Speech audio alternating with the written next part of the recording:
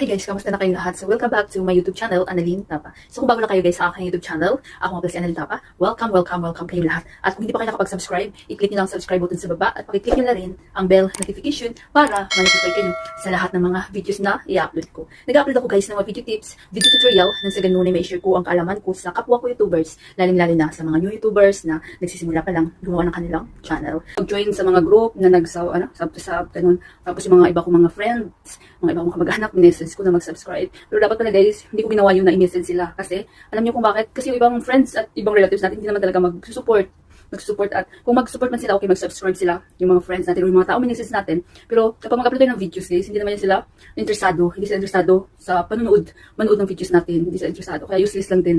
So, alam niyo kung bakit na-realize ko na dapat mag-focus kayo sa content na quality, na nakakatulong kayo sa iba, na solve yung problema ng iba dahil sa video nyo.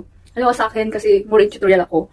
So, di ba may mga naghahanap kung paano mag-edit ng videos, paano gumawa ng thumbnail, paano maglagay ng mga YouTube banner at iba pa guys. So,